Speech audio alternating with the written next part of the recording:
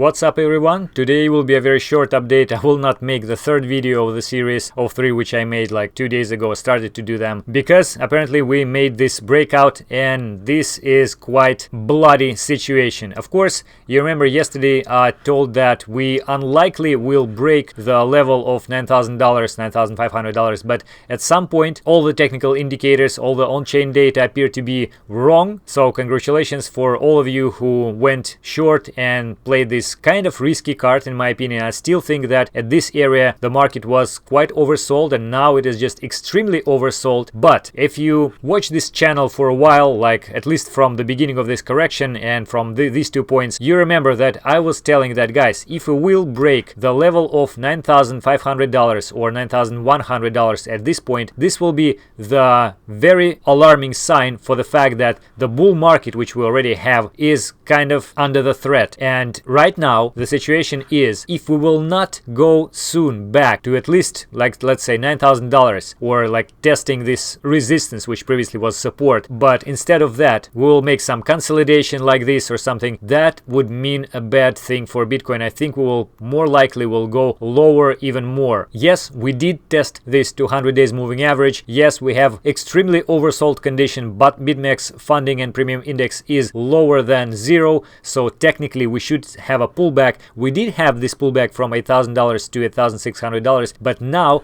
Bitcoin looks just very weak. You see pretty much no reaction. Price goes very low from this high. We don't have a higher high, but still this is very unstable. The volume is relatively low, so we really need to go something above, let's say $8,500 at least, and try to make a higher high to expect a potential test of this resistance. But before that, the longer we are staying in the sideways price action, the more likely we will continue the drop even further. And you see the volume here is quite high. Yes, this is true. However, this is not the capitulation volume. This is just the volume which is taken from the stops, and of course a lot of stops below $9,000, and that is how the volume basically got collected. But if you remember again, let's say last drop in 2018, then here also this was the stops volume, and this volume is the volume for the capitulation. Well, kind of capitulation. It should be bigger anyway, but in this case we don't have it. So the idea is that we either will return soon back to test this resistance, to return to the previous level, and so on and so forth, or it's a very dangerous point and we may go even lower this moving average once again. We're constantly testing it, which is also a bad sign, to reach the capitulation, to reach the point when the buyers will be dominating over sellers at some point, probably huge smart players,